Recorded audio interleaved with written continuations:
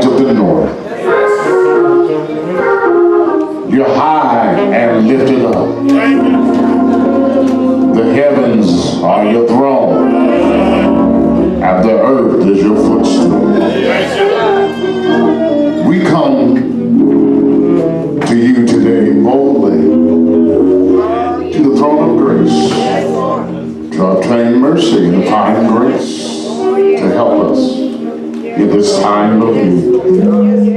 And now, God, if there ever was a time that we needed you, the time is now. This country needs you. This president needs you. The Supreme Court Justice needs you. The Senate and the House of Representatives need you. Springfield needs you. Sangamon County needs you.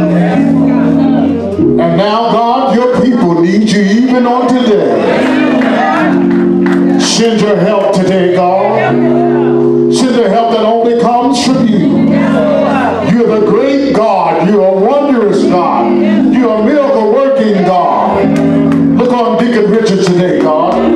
Touch him right now in the name of Jesus. Look on Deacon Martin and Mother McDaniel and Mother Pipus and Mother Johnson. Look on your people today, God. Name by name and one by one. In the name of Jesus. Our hope is in you. Our trust is in you. Our help is in you. Come on in the room, Lord. In the name of Jesus. Fill us again, oh God. Save us again. Heal sick bodies. Deliver troubled minds. In the name of Jesus. Somebody help me say yes. God. We're looking to you. Looking to the hills. What cometh our help? All of our help cometh from you. Touch everyone under the sound of my voice. Oh God, name by name and one by one. And God, as I stand behind this sacred desk, let me speak a word. Let me speak your word. It's like a hammer that breaks rocks into pieces. And we'll give you the glory, the honor, and the praise. In Jesus' name, somebody give him some praise. Amen. Amen. My hallelujah belongs to you. My hallelujah belongs to you.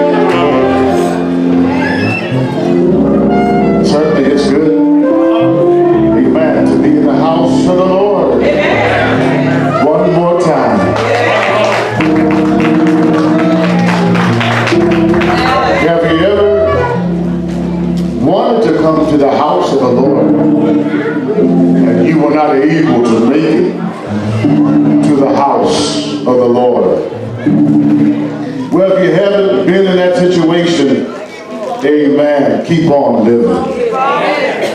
I found out that you never know what could happen to you in this life. Ooh, but I thank God for yet being God all by himself.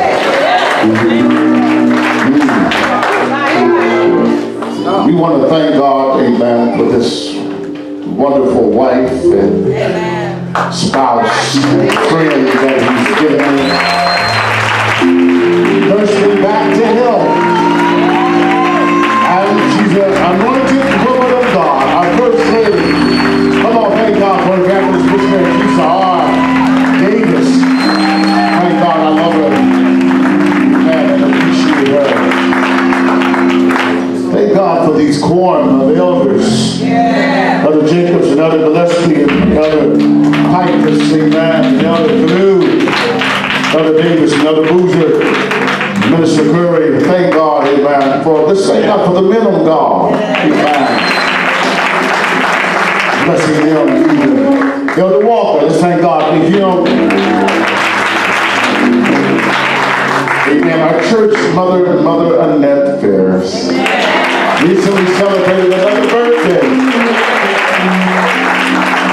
Certainly God has been good, amen, to her. And thank God for all of our saintly mothers, amen. Thank God for them, keep her, our mothers, our deacon brethren. And thank God for our choir, the anointed voices of unity.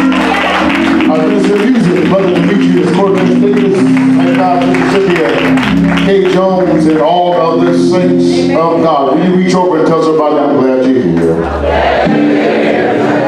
Thank God. And listen, and we say that oftentimes, but I'm telling you, somebody wanted to be here on today, and they weren't able to make it. And so when I say I'm glad, I'm like David, I was glad when they said unto me, let us go into the house of the Lord. Amen. When you go there, you'll find peace, love, and joy, and happiness. And so we thank God, amen, for his presence on today. It is truly good to be here. Amen. Just one more time. While we have breath in our bodies, the blood is running warm. I used to think, why folks say blood running warm? Because when you die, you become cold. Amen. Rigor mortis sets in, but God has blessed us to carry on one more time. And for that, I'm glad to power. I'm glad. Amen. Will you stand with me as we read from the book of Genesis, the 50th chapter, and the 19th and the 20th verses, and we're just going to read that all together. When you have it, say amen. If you don't have it, say hold up. All right, we're going to hold up. Genesis, it happens to be the first book of the Bible. It's the book of beginnings. It's where it all started from. When you have it, say amen. All right. You ready? Read. And Joseph said unto them, fear not, for I am in the place. Will you tell somebody, I am in the place of God?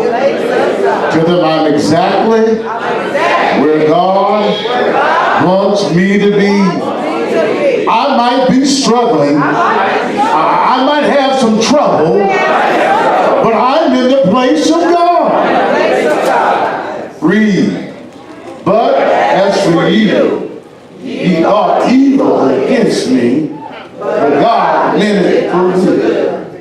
To bring it to pass, as it is this day, to save much people alive. Will you turn to your neighbor and tell them, God will turn it around for you. Don't you cross over their aisles and tell somebody, witness to them, tell them God will turn it around for you. Yeah. God will turn it around. God will turn it around. God will turn it around. God will turn it around.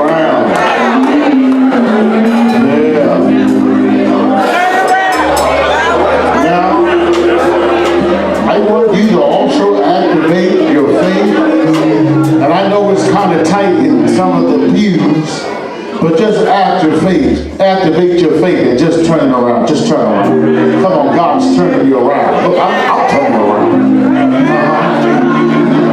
Come on, turn around for the Son. Come on. Come on, turn around. Come on, turn around for the Holy Ghost. Come on, turn around for the Holy Ghost. Hallelujah. While you're turning around, God's doing something for you. While you're turning around, God is healing your body. While you're turning around, God is touching your child. While you're turning around, God is stepping in your situation. Somebody shout, Lord, turn it around. Hallelujah. You may be seated in the house of the Lord. Have you ever been in a situation where you really needed God to turn it around for you? Well, if you haven't, if you're healthy in your body, if you're sound in your mind, keep on living. And you may not be able to use that right now, but put it up on the shelf. Because the time is coming. Because if you keep on living, things are going to happen in your life.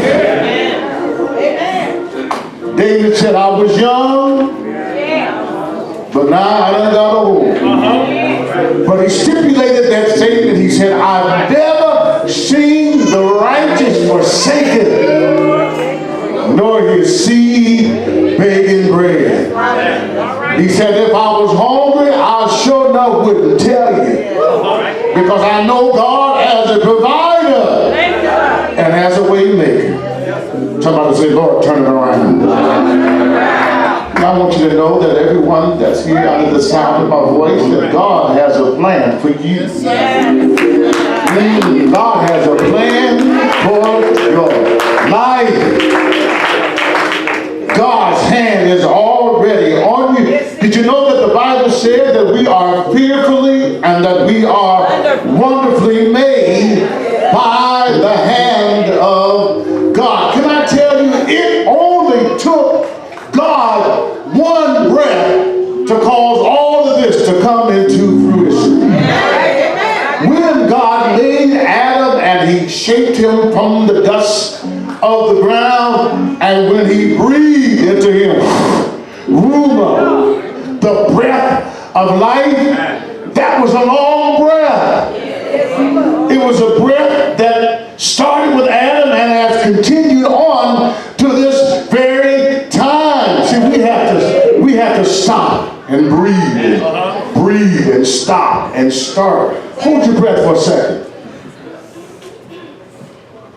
After a while, you have to breathe again. But God continually breathes, and he breathes forevermore. When he breathed into Adam, he breathed unto mankind. Can I get witness somebody? Amen.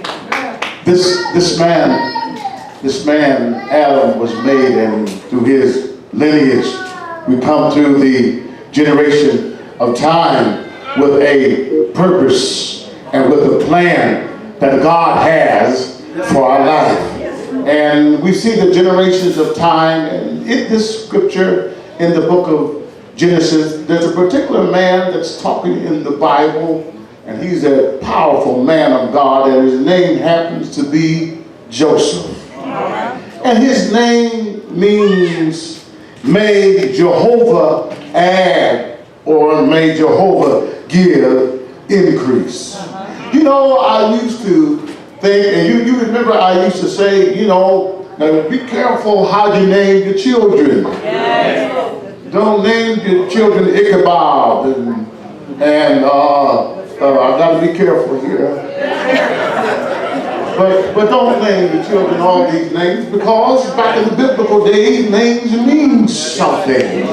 They stood for something. But I'm telling you, as I was pondering and meditating on the oracles of God, it suddenly came to me that your mama may have named you whiskey and wine. But I want you to know what God let me know is it don't matter what your parents may have named you. It really don't matter what your name is. It matters who the Creator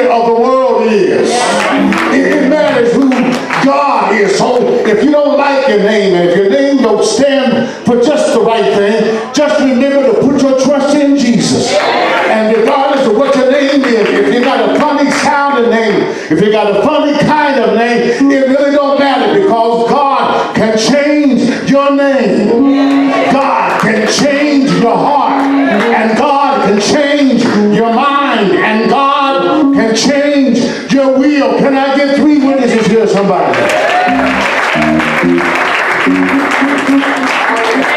So Joseph was the 11th son of Jacob. And Jacob, well, of course, was a powerful man of God, that God had ministered to him.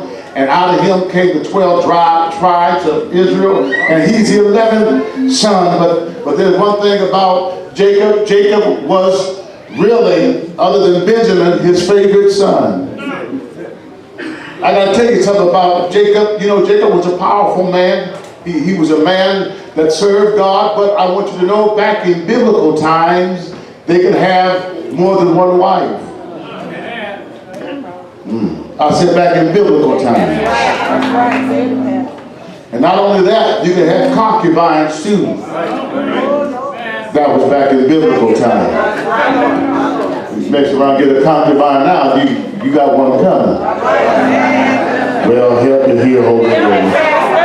I don't know why a man would want more than one wife anyway. I mean, thank God for my wife. I love her and I appreciate her. The Lord have mercy.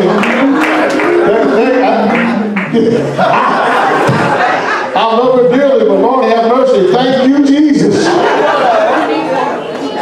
And so, you mess around. And listen, I want you to know, God only wants you to have one wife. That's what I'm saying. That's what I'm saying. LJ, that's what I'm saying. God just wants you to have one wife, one man, and one woman. I said one man. No, y'all read between the lines. One man and one woman. If you're born a man, you're a man. If you're born a woman, you're a woman. Care how you dress, how you cut your hair, how you let your hair grow, what kind of hormones you take, how much counseling you get. If you were born a man, you are a man. If you're born a woman, you're a woman. If you're hard and abrasive and a construction worker and all that, you're still a woman. That's right. If you're a chef and know how to clean and know how to cook and you kind of soft, you're still a man. God is calling for men to be men and women to be women.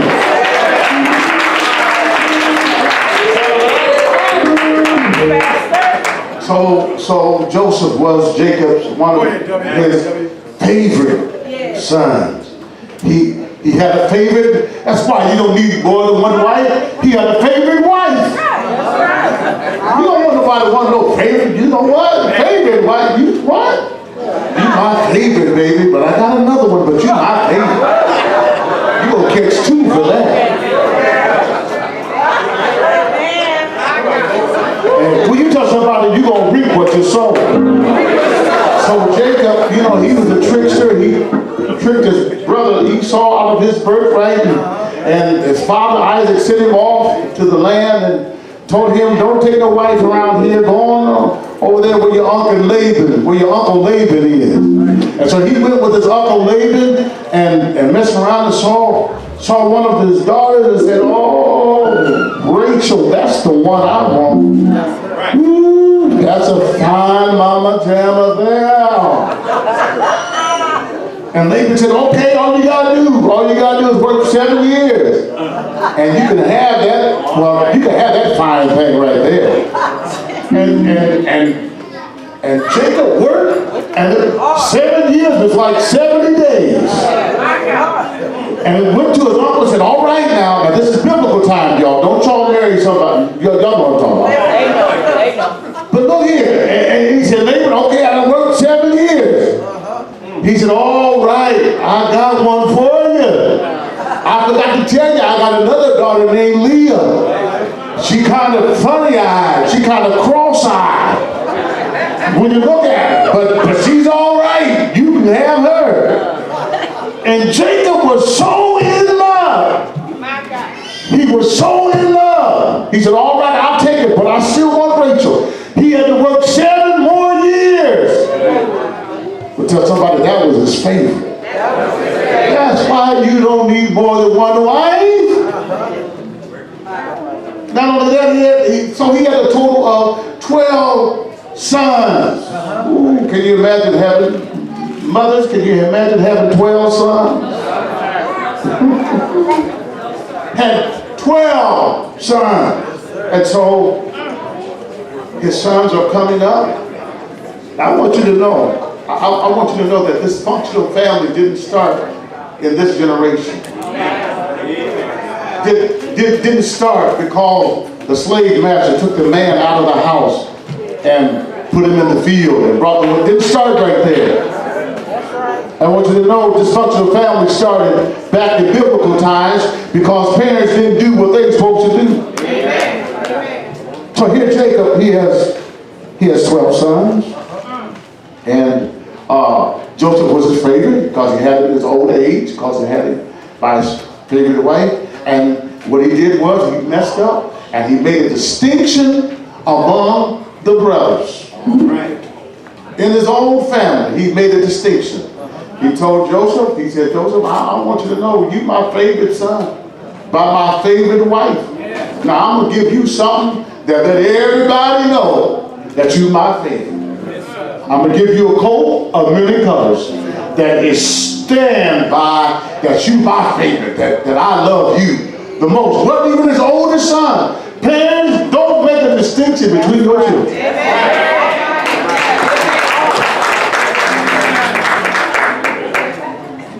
The blended family was back then, y'all.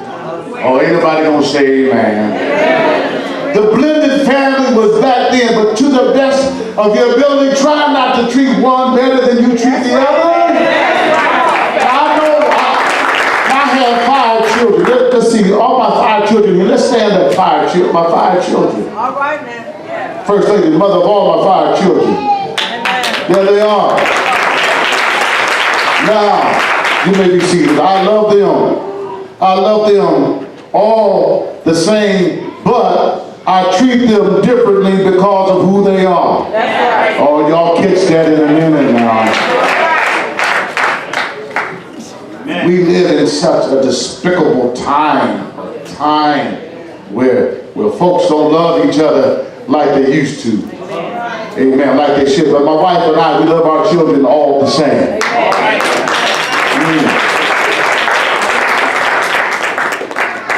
And knowing that, while I appreciate Joseph and while I thank God for him, I really don't understand Joseph. Joseph knew that he was the favorite and knew that his brothers knew that he was a favorite. Because they really didn't like him from the get-go. And so here he comes. Called the brothers all together. They was out talking and they said, hey, I want y'all to know, you know what? I had a dream. I had a dream, y'all. Anybody here ever had a dream? It's all right to have a dream, but Joseph said, listen, my sheaves rose up and stood up, my sheaves, and y'all's laid down. Y'all's bow down. And you know, I can see the brothers right now. Who they talking about here? He just because he's daddy's favorite, that don't mean nothing. Listen, let me tell you something. You know, I grew up with 4 brothers. And you know, brothers can be something else. Brothers can be,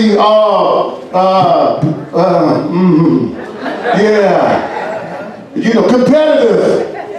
They can be competitive. You know, I tell you this, I see Joe and Jayla now. Joe, brother and sister. And you know, Jayla, you know, and they don't play basketball. They don't play against each other like they do other people. They tooth and nail, live and die, blood, sweat, and tears against each other.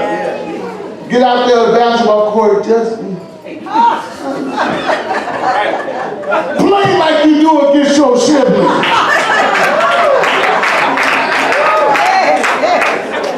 Come on, y'all. That's how I was with my brothers. I'm one of them. I don't know why. James, I should try to push him around. He had a little jump shot that was all right, but you know. So his brother didn't like him already. And they said, who is it? Who? What? Who do you think he is? They said, yeah, all y'all bow down to me. Then he said, the next day he said, oh, I forgot to tell you. I had another dream. You know, I'm a Issachar and Gad and Dan and Reuben was like, you know what? We about tired of you in these dreams. Come on now. And he said, the sun and the earth and the moon was rose up, and the 11 stars bowed down to me, including my mama and my daddy. Everybody bowed down to me. And I'm telling you, them brothers was upset. Who was he? I know we ain't got the same mama, but you know, but still my brother, you ain't, and you showed up ain't the oldest, and back in biblical times, the one that was oldest got the birthright. Yeah. Not the youngest. So they said, what are you talking about? Anybody gonna bow down before you? Matter of fact, made his daddy upset. That's right. Yeah, Jacob was like, wait a minute, hold on now. You done got too big for your britches. Who you think you are? I'm your you. You gotta tell your child, I'm your daddy. All right.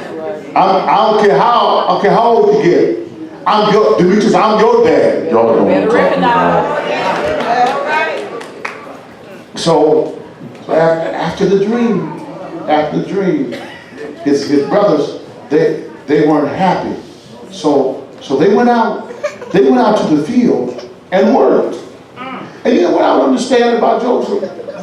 Joseph ain't going nowhere out in the field to work. Joseph back there talking with his father. He back there talking with Jacob. You know why he didn't have to work? Because he's his favorite. Oh no, you are. And then Joseph came to himself. Joseph said, wait a minute. Maybe you better go out there and start working with your brothers. What are you doing? Just because you're the faith, they get out there. And so here you go. And he inquired, have you seen my brothers? Yeah, he's out there out in the field. And they're working. And so here you go Joseph. And his brothers saw him coming. And they started to conspire against him. They started to plot against him. I know sometimes we think folks is on our side, but sometimes folks can plot against you. They laugh in your face. And they conspire to work against you because of your dream. So you gotta be careful. And they saw Joseph coming. They said, "Oh Lord, look who coming! Here comes the dreamer. Here he comes. He's gonna tell us something else." They conspired so much so that they got together that they wanted to kill him. Wanted to take him. Their own brother. They wanted to kill him. But the older brother, Reuben, stood up and said, "No, don't kill him.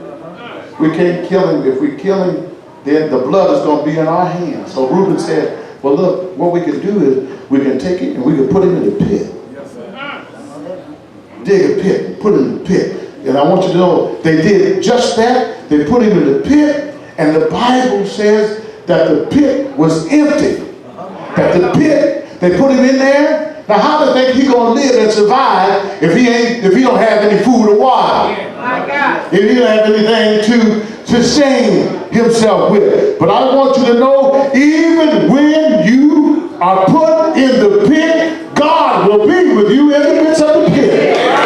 Even though you got trouble and you might have heartache and tribulation, and it seems like the pit is empty, it seems like the pit is deep, it seems like you're going to go under the pit. I'm telling you, God will be with you down in the pit of your trouble, in the pit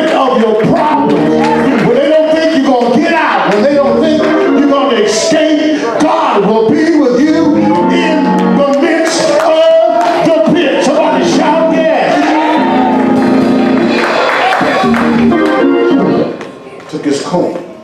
Took his coat in many colors. Said, kill a kid. Kill a goat.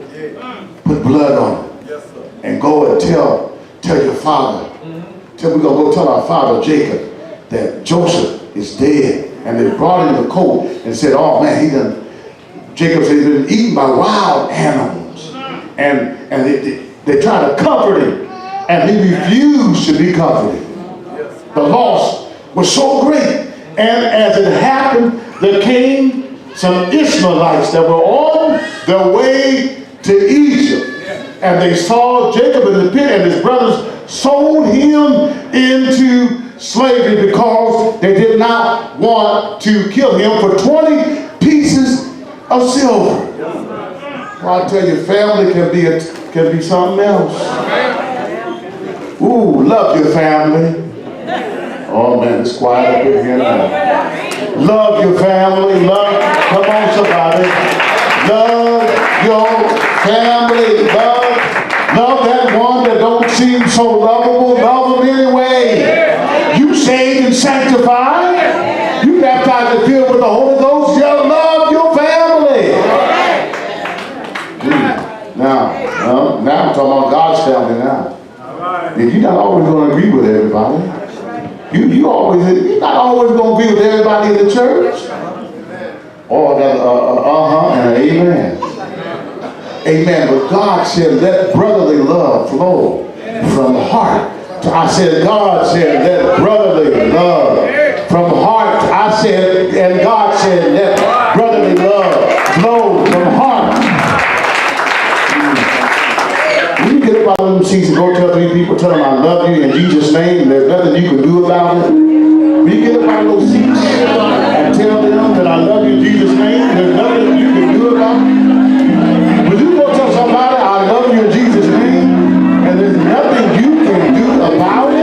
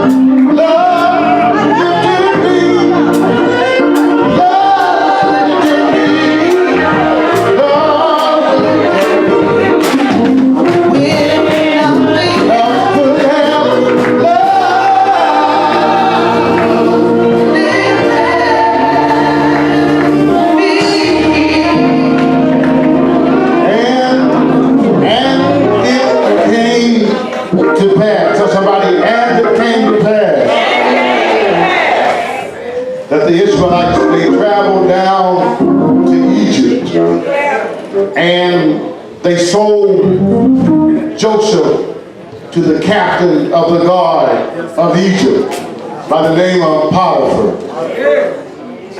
And what I like about Joseph went willingly, but the Bible says something very incredible. It says something very astounding.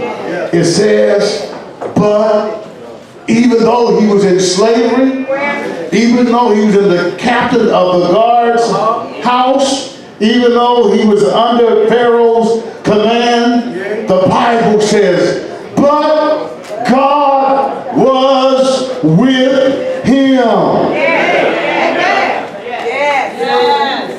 In spite of what you're going through, God will be with you. Regardless of the sickness that's in your body, regardless of how folks may be looking at you, regardless how you don't measure up to what they think you should be, God will be with you.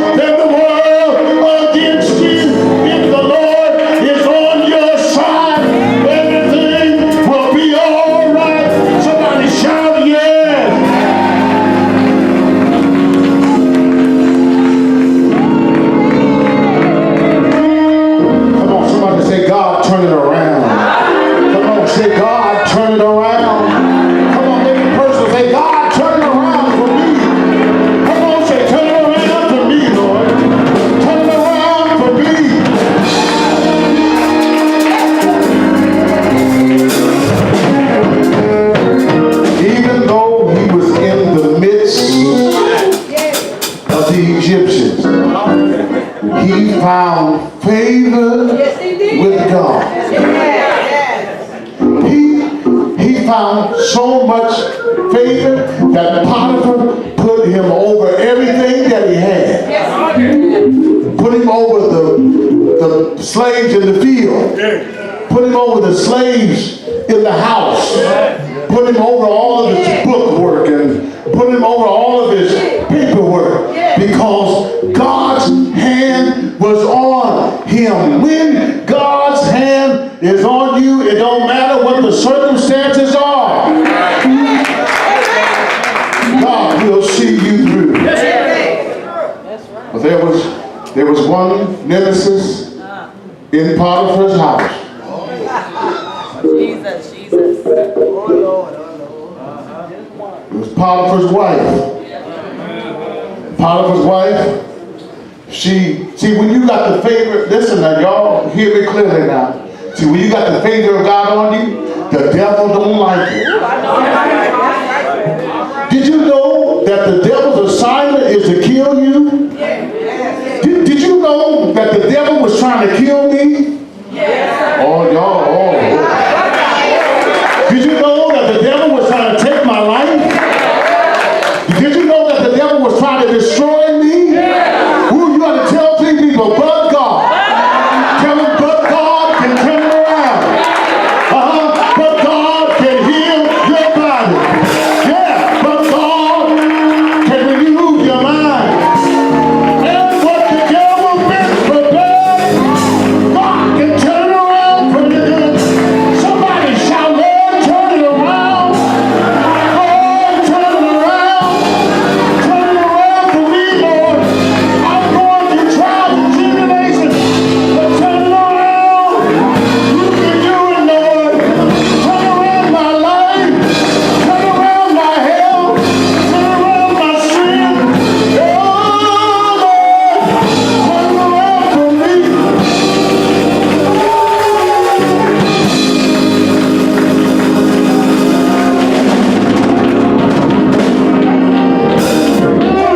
Tell somebody, and it came to pass. Potiphar's wife, Joseph, he was only 17 years old. Strong and a good-looking young man. And his wife, Potiphar's wife, wanted him so bad. She told him, she said, Joseph, I've got to have you. I don't know where you come from, but you're a fine young strapping thing. I can't keep my eyes off of you. Now listen, don't flatter yourself. They may talk that talk to you, but they've already probably talked that talk to somebody else. So don't give in. Men, I'm talking to the men now. Don't give in to flattering words. They not only said that to you, but they done said that to somebody else. Can I get a witness here, somebody? And you women, you better watch yourself too. There's some despicable men around here. And they don't care that you got a husband. I know, y'all don't even have to encourage me. I know I'm preaching all that in my sleep.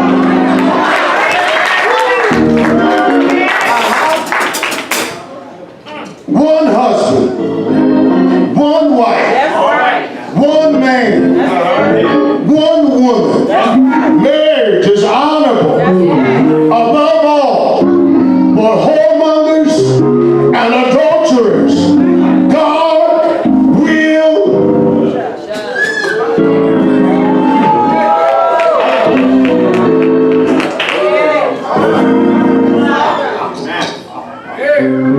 When you touch somebody, tell them holiness is right anyhow. Tell them holiness is right. So sometimes you gotta do like Joseph. You gotta do like Joseph. Joseph, sometimes you can't talk to people. You know, you want to entertain them. No, no, baby. You better run while you can.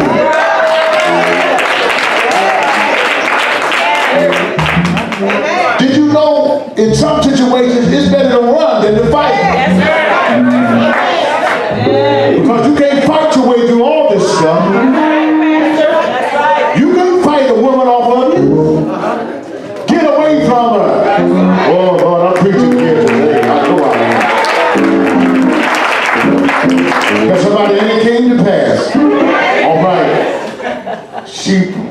She got him so much that tore off part of his clothing.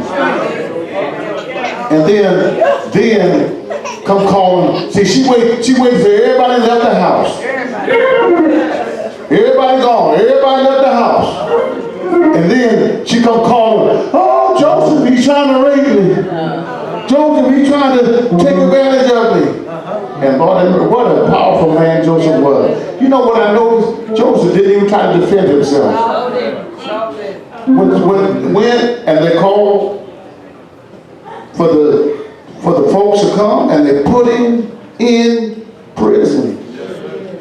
There's somebody, but it came to pass. Even in prison, God's favor was on Joseph. Tell somebody, regardless of where you're at, you can be in prison. You tell somebody you can be in prison. You can be in prison. But God can still be with you. Now some people think that I'm talking about in prison, incarcerated, but baby, you can be in prison in your mind. Your mind can be confused and torn up. You can be bound up and discouraged and don't know what to do in your mind. And God can tell somebody, and God, tell somebody but God. But God can speak a word in your mind. He can speak a word of deliverance. He can speak a word of breakthrough. He can speak a word of victory. Even in your mind. He can let you know that you belong to me. And I'm your God. And I'm God all by myself. I know it looks bad, but don't give up on me. I'm speaking a word to your mind. And I see you in the future, and you look much better than you do right now. Because I'm the great I am. I'm the God of gods. I'm the King of kings. I'm the Lord of lords. Is there anything too hard for me? Somebody shout yeah!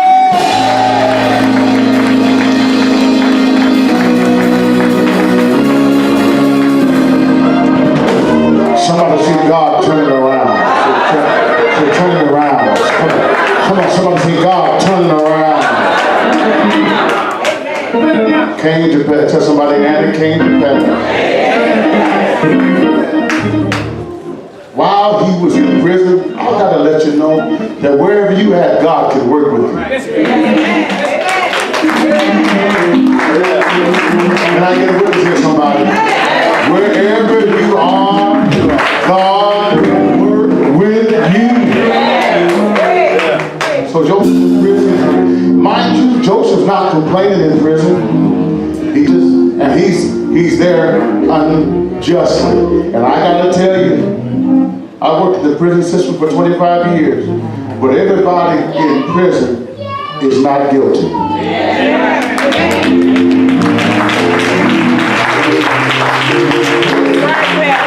Now, I'm not saying everybody is innocent either now. Come on now. I'm not saying everybody's innocent.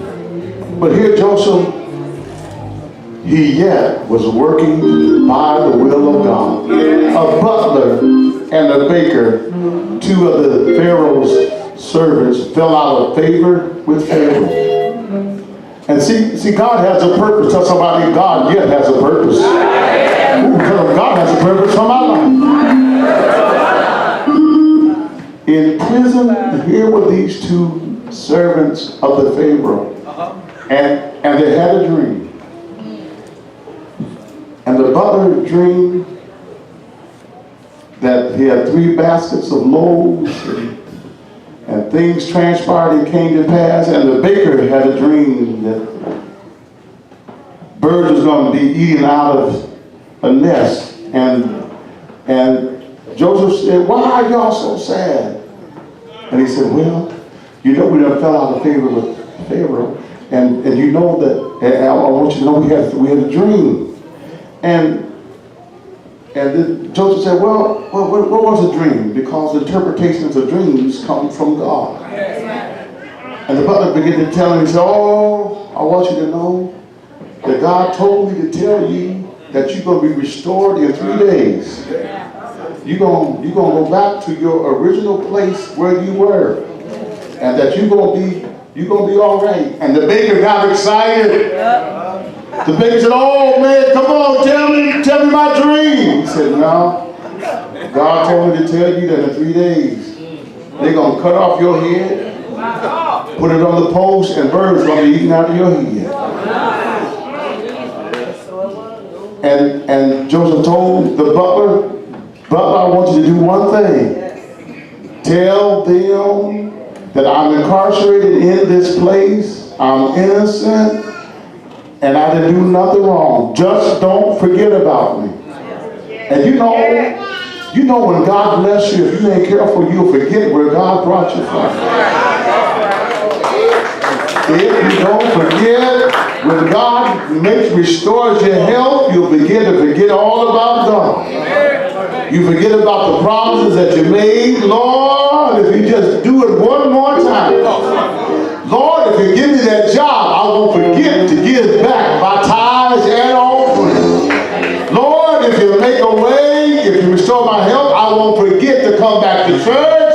I won't forget to give you glory, honor, and praise. But Brother Mike, you know what the butler did? He went back to the Pharaoh and began to make stuff for him and forgot all about Joseph. Tell somebody, 2 years later. And it came to pass that the Pharaoh began to having disturbing dreams.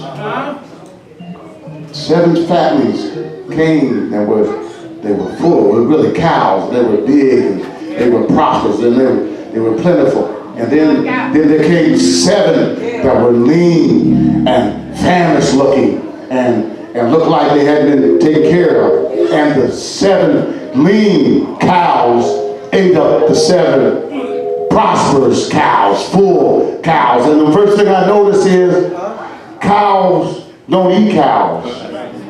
Cows eat grass. And so Pharaoh was disturbed, and he talked about 7 plentiful stalks of corn and 7 ones that were withered and dried up. And he was very disturbed because he knew somebody was trying to tell him something. And so the butler said, wait a minute, I know a man that's in prison. He said, Pharaoh said, call for all the soothsayers, call for the magicians, call for the astrologers, because I've had these dreams and I want to know what the dreams mean. And nobody could interpret the dream. And the butler said, wait a minute, I know a man down in prison. Will you touch your neighbor and tell them, God may not come when you want him to.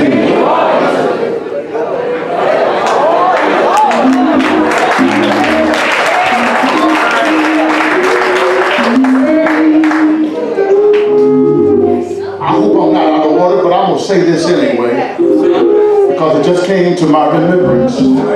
I remember when Sister Cynthia couldn't hardly sing a note here recently. Had to wear oxygen to help her breathe. But I thought by the grace of God, I thought I heard her singing this morning. You don't know like I know what God can do for you. Tell somebody only God can do it. Only God can do it. Only God can heal you. Only God can raise you up. Only God can restore your health. The doctor made you the surgery. He made you the operating. But healing and deliverance only comes from God. Only God can do it. Only God can heal.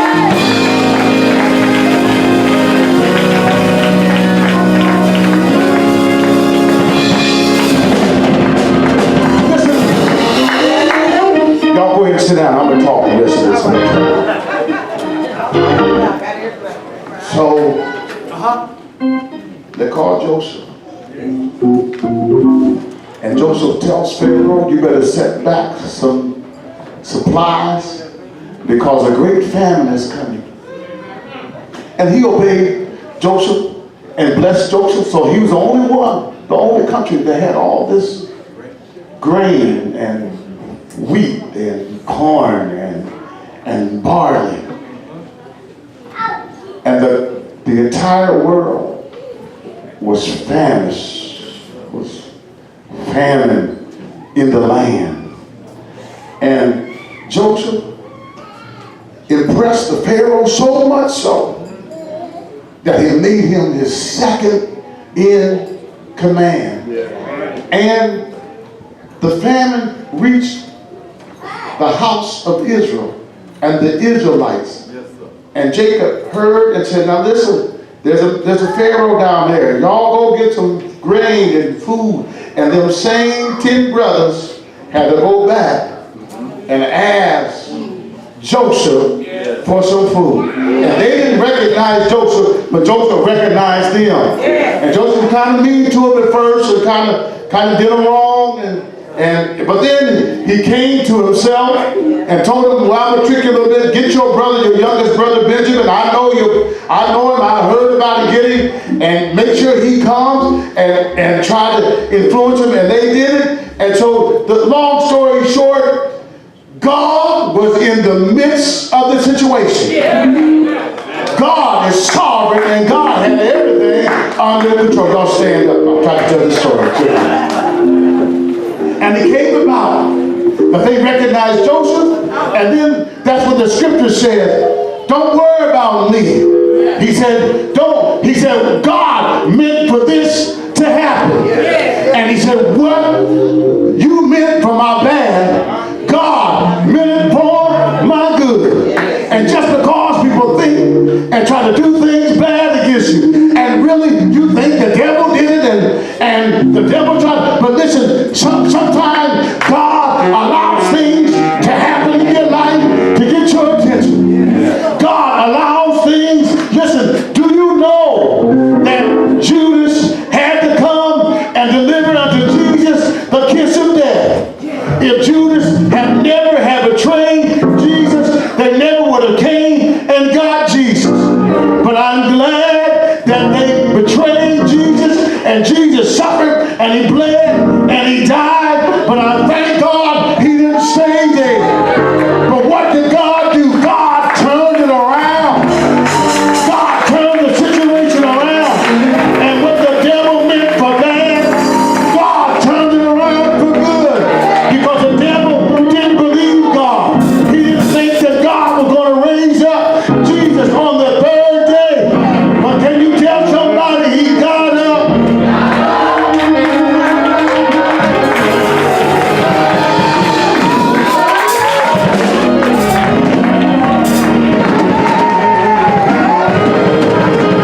You tell somebody he got up. He turned it around. He planted my feet on solid ground. He brought me up out of a horrible pit. Dancing my feet, praising my lips, joy in my heart. Somebody shout me up.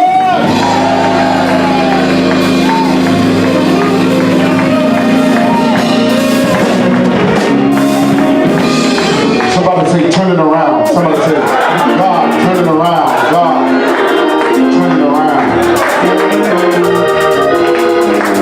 Every head bowed, every eye closed. I want you to know, regardless of your situation, God can turn it around for you. No matter what you're going through, God is here. He's here for you even right now. If you're here to the sound of my voice and you don't know who Jesus is, I want to ask you to come right now if you want to give your life to Jesus Christ. This is your time. This is your hour. This is your moment. You can come to Jesus right now. Come to Jesus. Come to Jesus. Come to Jesus.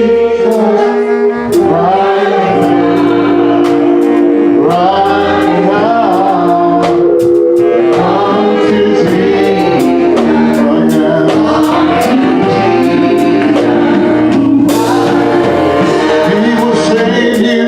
He will save you.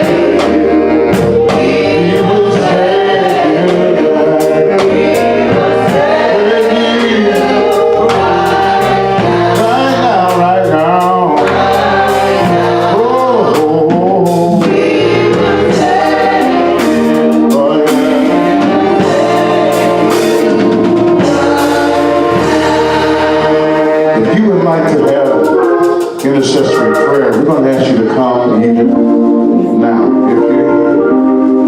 If you would like to receive